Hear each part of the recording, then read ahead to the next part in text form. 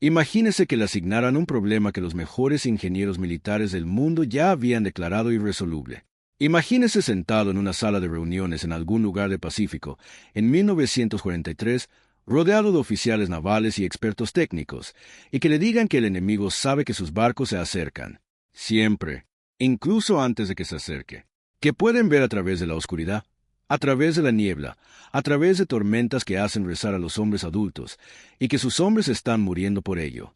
Ahora imaginen que la solución a ese problema no proviene de un ingeniero de armamento, ni de un especialista en radares, ni de un almirante condecorado con décadas de experiencia al mando de la flota, sino de un fotógrafo comercial que había dedicado la mayor parte de su carrera a tomar fotografías publicitarias para empresas de jabón. La sala se habría reído. Y, de hecho, se rieron. Se reían de Edward Steichen. Se reían de sus ideas. Calificaban sus métodos de teatrales. Poco prácticos. La palabra absurdo se repitió varias veces. Los oficiales superiores negaban con la cabeza e intercambiaban miradas que lo decían todo sin decir una palabra. Pero los barcos que siguieron el método de Steichen regresaron.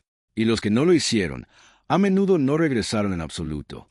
Esta es la historia de cómo un fotógrafo de 70 años, con experiencia en fotografía, alma de poeta y una obsesión casi irracional por la luz, revolucionó las reglas del reconocimiento aéreo en el Pacífico y engañó a los sistemas de detección de radar japoneses durante semanas. Esta es la historia de la Operación Steichen, una historia que la mayoría desconoce, una historia que contribuyó a ganar una guerra. Para 1942, la Armada de los Estados Unidos tenía un problema de visibilidad, no en sentido metafórico, sino en el sentido más literal imaginable, una cuestión de vida o muerte.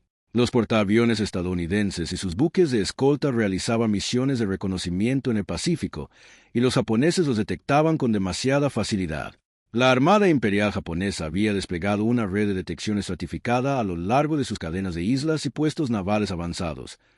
Una combinación de radares costeros, submarinos de vigilancia y aviones de reconocimiento de largo alcance que creaban lo que los planificadores militares denominaban una zona de detección. Imagínenlo como una vasta telaraña electrónica que se extendía a lo largo de miles de kilómetros de océano abierto.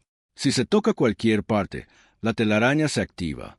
Los aviones de reconocimiento estadounidenses que volaban a altitudes estándar y en formación estándar tocaban esa red prácticamente siempre.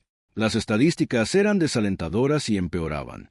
En los primeros meses de la campaña del Pacífico, las misiones de reconocimiento sobre las islas controladas por los japoneses registraban índices de detección tan bajos que los oficiales de planificación se sentían físicamente incómodos al informar.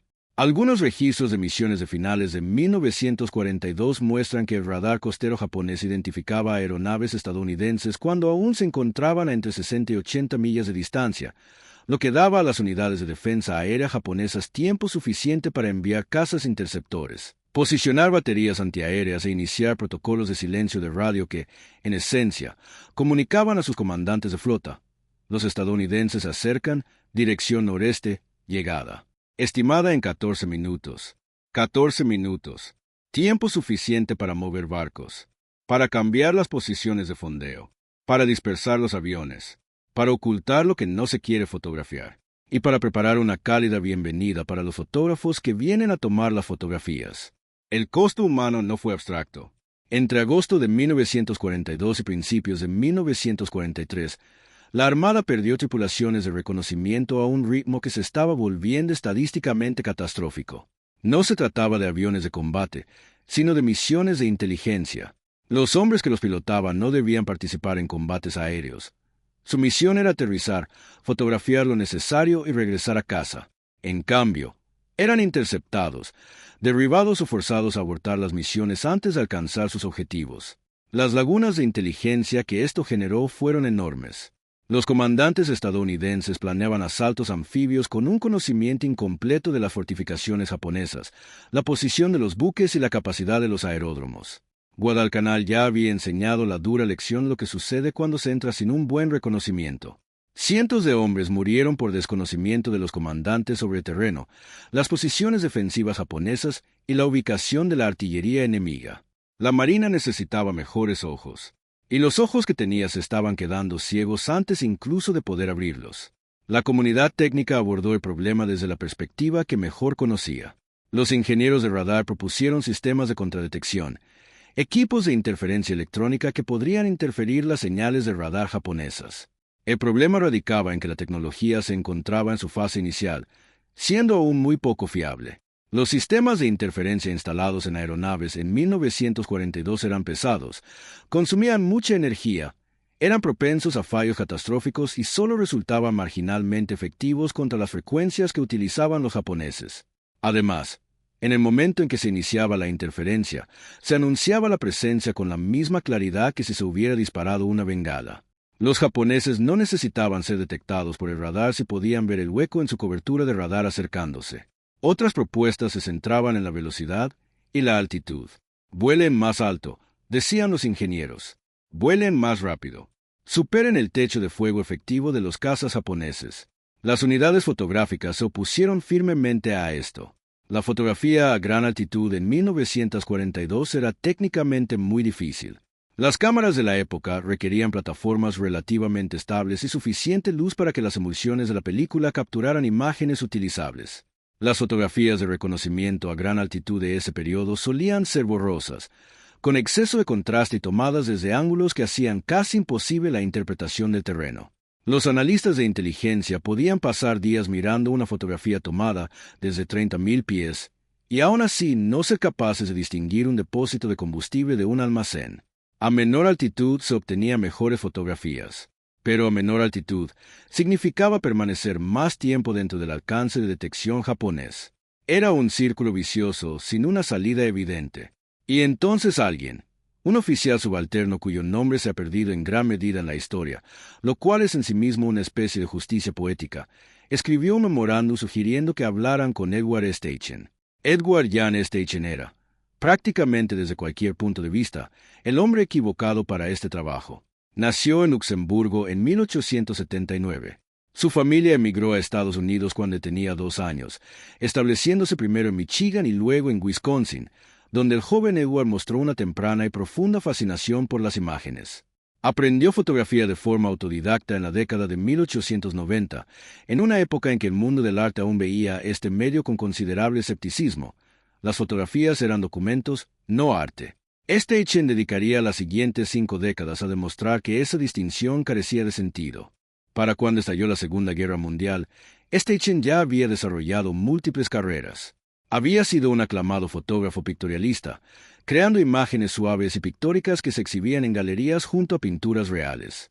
Había colaborado con Alfred Stieglitz, el padrino de la fotografía artística estadounidense, cofundando la famosa Galería 291 en Nueva York, donde las imágenes fotográficas se exhibían con la misma seriedad que los lienzos. Había servido, y esto es crucial, como oficial de fotografía aérea en la Primera Guerra Mundial, donde aprendió, en el aula más directa y peligrosa posible, que la fotografía militar no se parecía en nada a la fotografía comercial. Esa guerra le había enseñado algo sobre la luz y la distancia, y la relación entre visibilidad y supervivencia, sobre lo que reflexionó en silencio durante las 2 décadas siguientes. Entre las 2 guerras mundiales, Steichen se reinventó una vez más. Se convirtió, sin duda, en el fotógrafo comercial más exitoso de Estados Unidos, quizás del mundo. Trabajó para Vogue y Vanity Fair. Sus retratos de Greta Garbo, Gloria Swanson, Charlie Chaplin y muchas otras figuras culturales definieron el glamour visual de toda una generación. Su trabajo publicitario fue tan influyente que prácticamente creó el lenguaje visual de la cultura de consumo estadounidense de mediados de siglo. Comprendía, de una manera casi instintiva, cómo se comportaba la luz, cómo se reflejaba, cómo se dispersaba, cómo una superficie tratada de una forma se volvía invisible bajo ciertas condiciones, mientras que esa misma superficie, tratada de otra manera, se volvía casi luminiscente bajo las mismas condiciones. Tenía 62 años cuando se produjo el ataque a Pearl Harbor. A la mayoría de los hombres de su edad se les pedía que compraran bonos de guerra y cultivaran huertos de guerra. Steichen acudió al Departamento de la Marina en Washington y solicitó ser ascendido a oficial. Hay algo casi insoportablemente conmovedor en esa imagen. Un hombre de 62 años que había pasado 4 décadas en estudios de arte y agencias de publicidad, entrando en un edificio militar y diciendo, «Quiero ayudar». Sé algo que podría ser importante. La Armada, para su crédito, y quizás debido a su impresionante historial en la Primera Guerra Mundial, le otorgó un nombramiento como oficial. El teniente comandante Edward Steichen, de la Reserva Naval de los Estados Unidos, fue puesto al mando de la unidad fotográfica de la aviación naval. Contaba con un personal reducido, un presupuesto limitado y un problema que, en privado, sus superiores inmediatos creían que probablemente no tenía solución. Él no lo creía, y la razón por la que no lo creía tenía que ver con algo en lo que había estado pensando desde 1918. Durante la Primera Guerra Mundial, Steichen observó algo que nada tenía que ver con las fotografías que tomaba, sino con la forma en que se veían los aviones desde tierra. Había visto cómo los aviones de reconocimiento eran detectados a enormes distancias, no principalmente por su sonido o su firma de radar. El radar apenas existía todavía, sino por la forma en que la luz del sol interactuaba con sus superficies pintadas.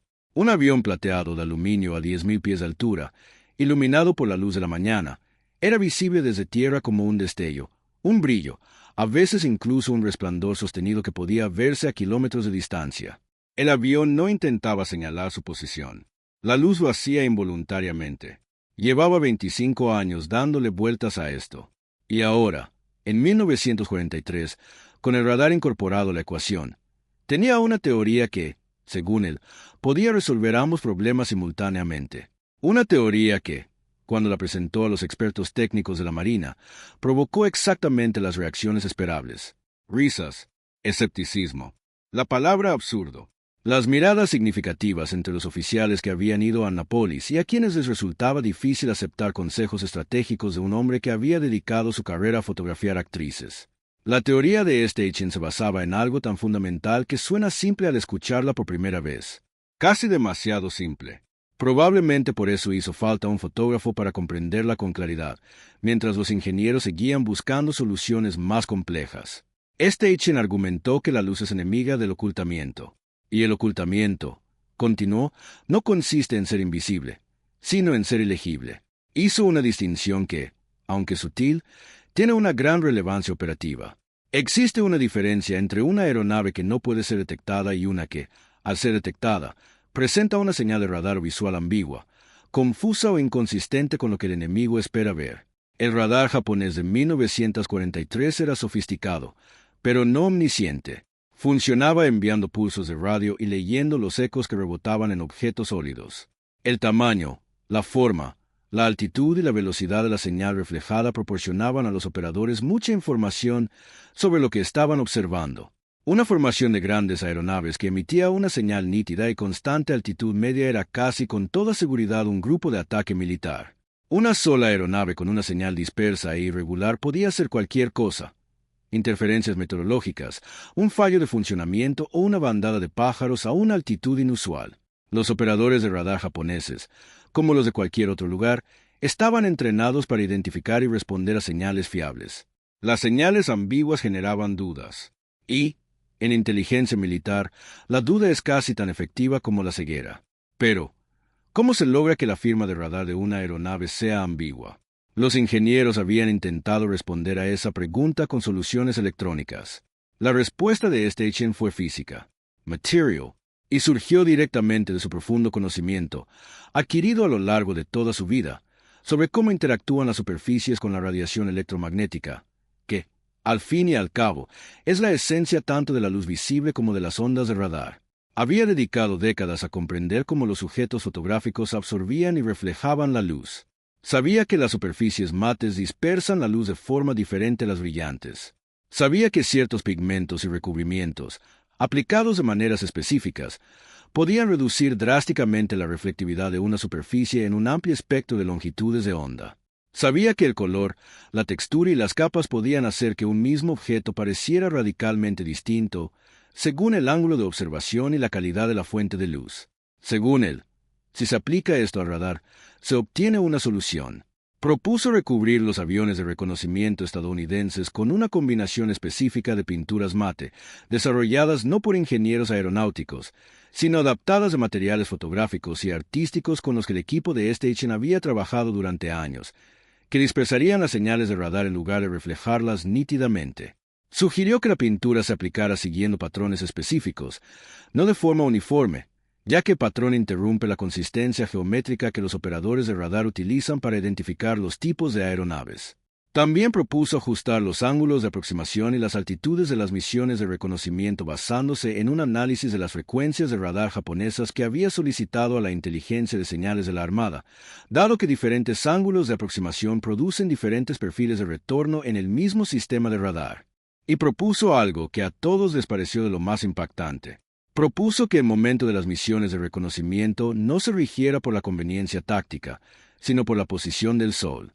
Steichen había analizado las instalaciones de radar japonesas en el Pacífico y observó algo sobre lo que la comunidad de inteligencia de señales había recopilado datos, pero no había procesado completamente. El radar costero japonés funcionaba de manera diferente en distintos momentos del día, no porque las máquinas cambiaran, sino porque las condiciones atmosféricas variaban.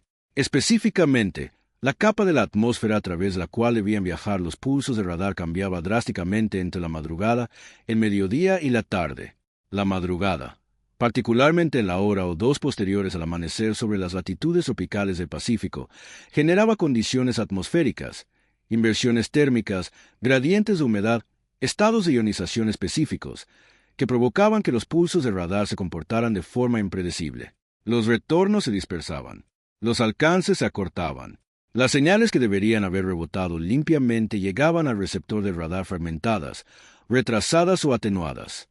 Steichen lo sabía porque había dedicado su carrera a estudiar con ahínco precisamente este tipo de condiciones. No para el radar, sino para la fotografía. Había estudiado la calidad de la luz matutina sobre aguas tropicales precisamente porque era tan singular, tan hermosa y tan diferente de la luz de cualquier otro momento del día. Jamás imaginó que ese conocimiento llegaría a tener relevancia militar. Pero ahí estaba. Si pilotabas el avión adecuado, pintado correctamente, utilizando el ángulo de aproximación correcto y a la hora precisa de la mañana, podías llegar dentro del alcance del radar japonés sin producir una señal que ningún operador pudiera reconocer como la de un avión militar estadounidense. Podrías estar allí, físicamente presente, a 50 kilómetros de un fondeadero naval japonés, y ser invisible. La comunidad de ingenieros afirmó que no funcionaría. Demasiadas variables. Dependía demasiado de condiciones atmosféricas que no podían predecirse con fiabilidad. Las modificaciones de pintura añadirían peso a aeronaves que ya operaban cerca de sus límites de rendimiento. Los requisitos de tiempo restringirían la flexibilidad operativa hasta el punto de hacerla inviable. Según se informa, un oficial superior describió toda la propuesta como la fantasía de un fotógrafo. Steichen dijo, déjeme probarlo. La fase de prueba se llevó a cabo discretamente, lejos de los principales teatros de operaciones, con un número reducido de aeronaves y tripulaciones cuidadosamente seleccionadas a las que solo se les comunicó la información necesaria.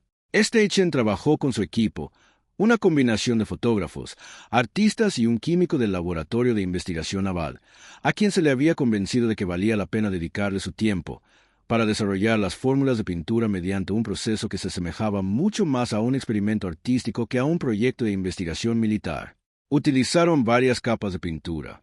La capa base se diseñó para minimizar la reflectividad metálica del revestimiento de aluminio de la aeronave, ya que, desde la perspectiva del radar, el metal es esencialmente un espejo, y los espejos reflejan señales nítidas. Sobre esta, aplicaron una serie de recubrimientos mate con fórmulas específicas que Steichen había desarrollado en parte mediante cálculos y en parte mediante algo más cercano a la intuición. Ese tipo de intuición profunda sobre los materiales que solo se adquiere tras décadas de trabajar con productos químicos fotográficos y comprender cómo interactúan las diferentes sustancias con las distintas longitudes de onda de la radiación. La capa exterior no era de un solo color. Se trataba de un patrón de colores y tonalidades cuidadosamente diseñado que cumplía dos funciones simultáneamente. Desde una perspectiva visual, rompía el contorno geométrico de la aeronave contra las diferentes condiciones del cielo, una técnica tomada de los principios del camuflaje disruptivo, ya conocidos en el contexto naval, pero aplicada aquí con mucha más sofisticación. Desde la perspectiva del radar, y esta fue la clave del descubrimiento de Steichen, el patrón interrumpía la continuidad de la superficie de la aeronave de tal manera que las señales de radar dispersas se reflejaban de forma diferente según el ángulo de aproximación. Los ingenieros de radar modernos, al analizar esto desde una perspectiva teórica mucho más amplia, Describen el logro de Steichen como un intento primitivo pero genuino de lo que eventualmente se denominaría diseño de baja detectabilidad, un concepto que no se teorizaría formalmente hasta la década de 1970 y que no se implementaría operativamente hasta el F-117 Nighthawk en la década de 1980. Steichen lo logró, de forma imperfecta pero significativa, utilizando sus conocimientos de pintura y fotografía y 25 años de reflexión sobre el comportamiento de la luz en 1943. Las pruebas de vuelo fueron extraordinarias. Se rastrearon aeronaves de prueba pintadas con las formulaciones de Steichen en sistemas de radar estadounidenses para calibrar el efecto. Los resultados mostraron una atenuación significativa de la señal de radar, no una eliminación completa, pero sí una reducción medible y constante tanto en la intensidad como en la claridad de la señal. Más importante aún, cuando las pruebas fueron evaluadas por operadores de radar experimentados a quienes no se les indicó que debían buscar, un número significativo de ellos identificó erróneamente el perfil de retorno de las aeronaves tratadas. Lo llamaron interferencia meteorológica. Lo llamaron reflexión de la superficie del mar agitado. Un operador lo llamó bandada de grandes aves marinas. Ninguno de ellos lo llamó avión militar estadounidense. A continuación, se probó el componente de sincronización. Steichen colaboró con meteorólogos navales, algunos de los cuales se mostraron inicialmente tan escépticos como los ingenieros de radar, para desarrollar modelos predictivos de las condiciones atmosféricas que había identificado como favorables. Estos modelos no eran precisos según los estándares modernos. El propio Steichen los describió como más arte que ciencia. Sin embargo, resultaron suficientemente fiables.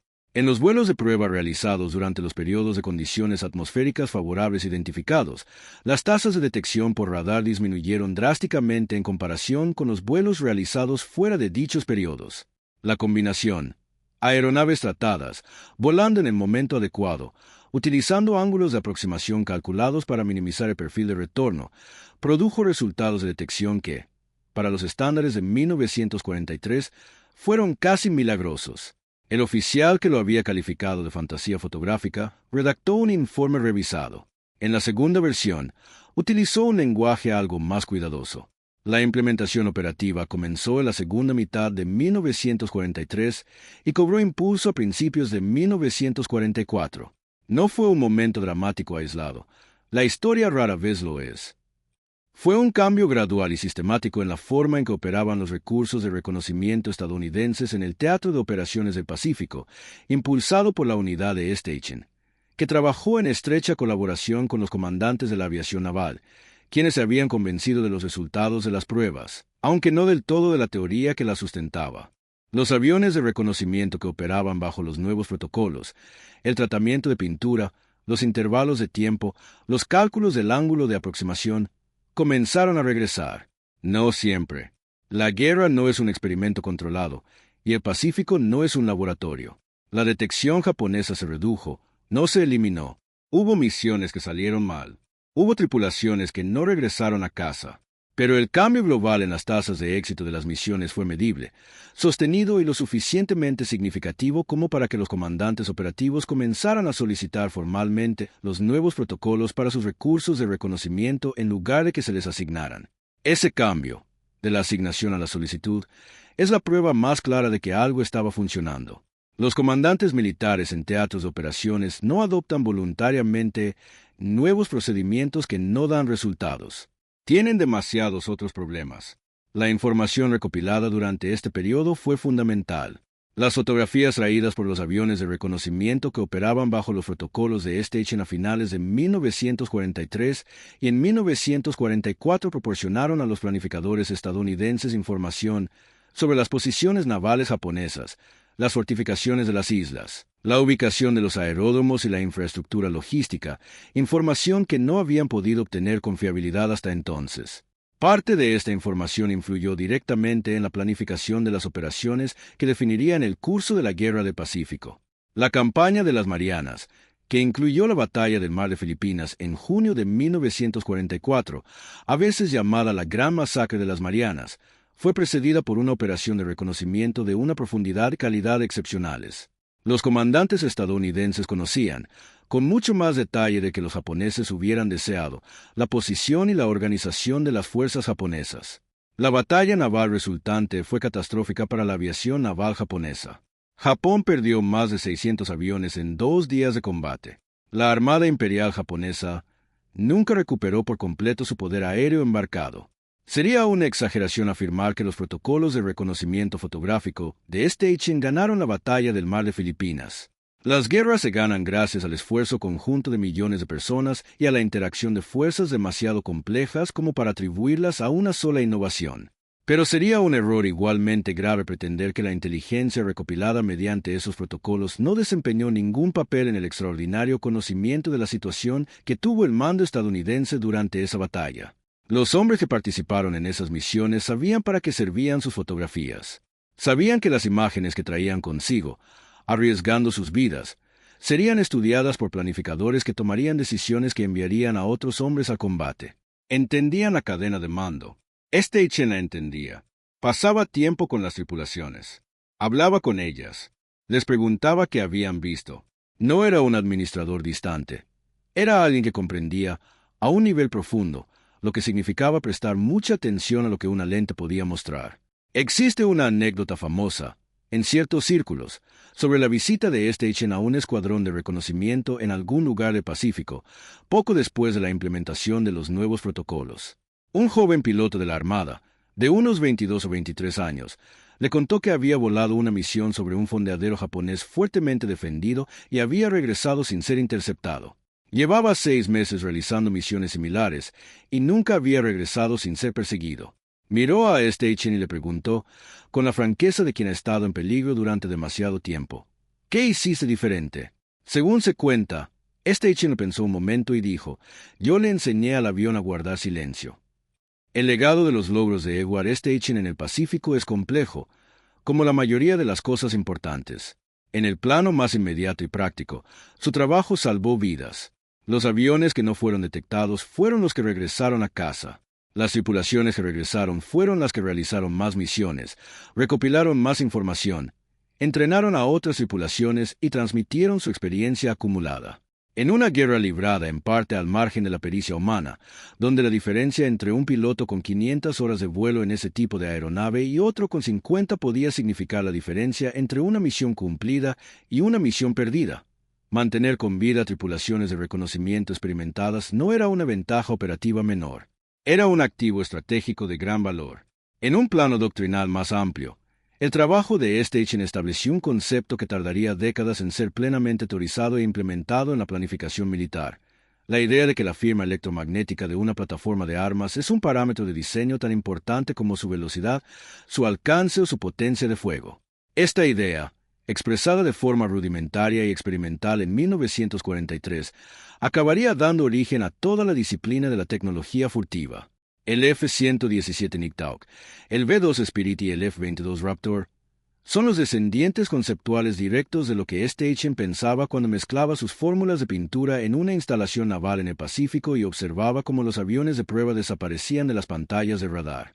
Los ingenieros que desarrollaron esas plataformas furtivas en las décadas de 1970 y 1980 trabajaron con marcos matemáticos rigurosos y modelos de dinámica de fluidos computacional que Station jamás habría imaginado.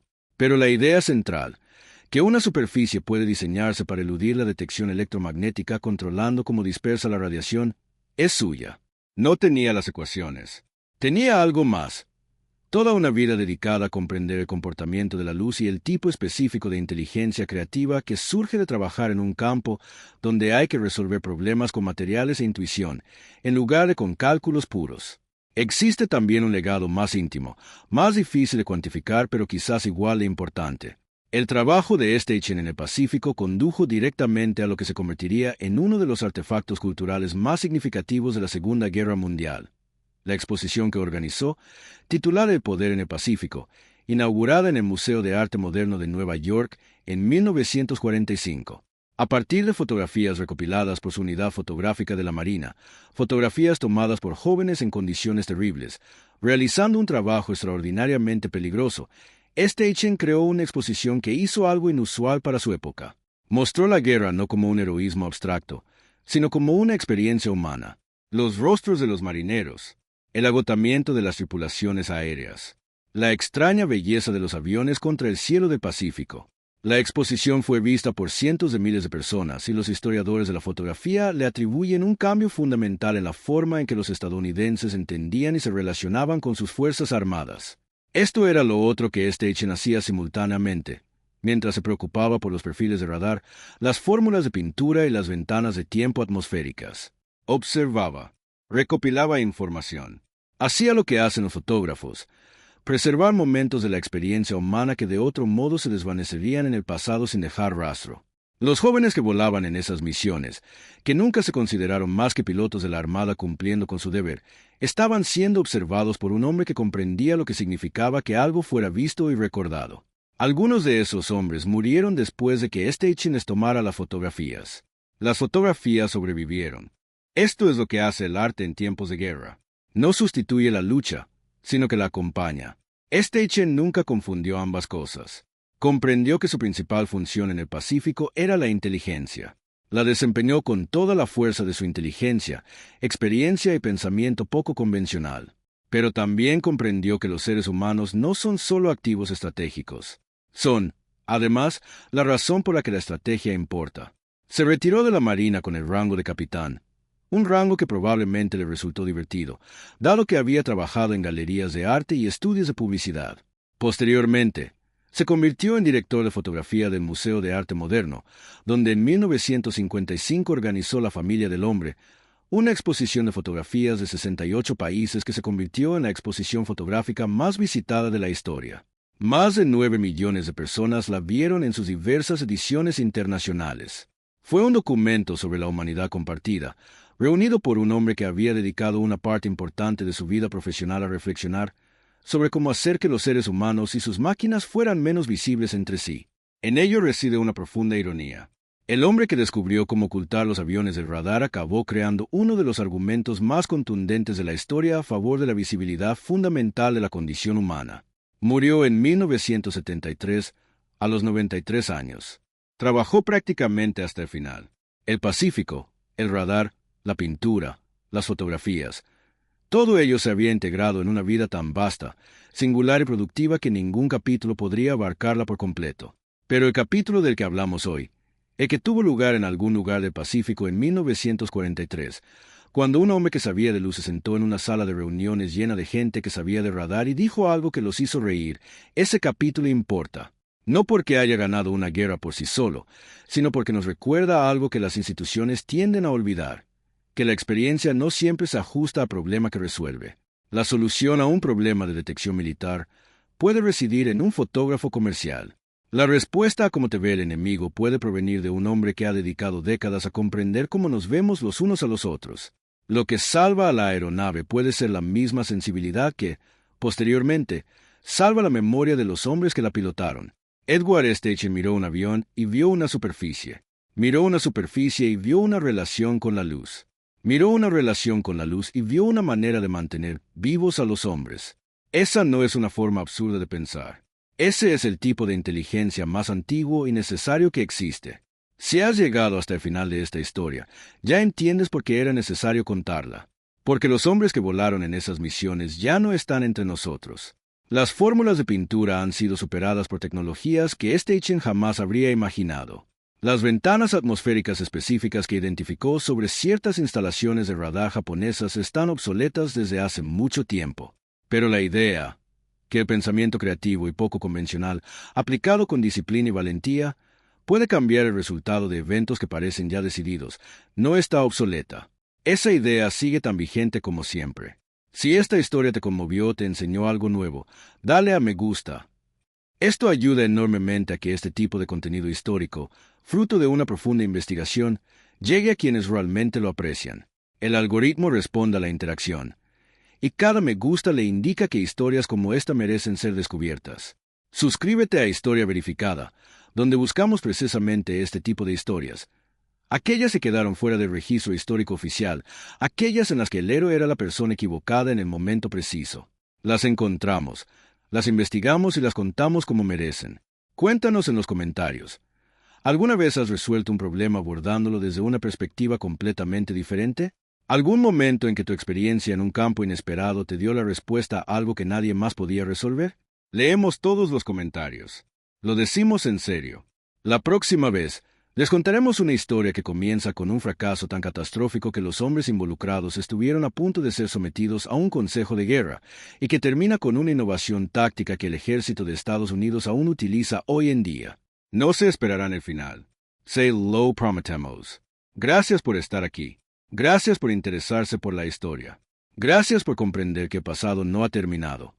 Está presente en todas partes, en los aviones que sobrevuelan, en las cámaras que llevamos en el bolsillo y en las extrañas maneras en que el arte y la guerra se entrelazan a lo largo de los siglos. Nos vemos en el próximo.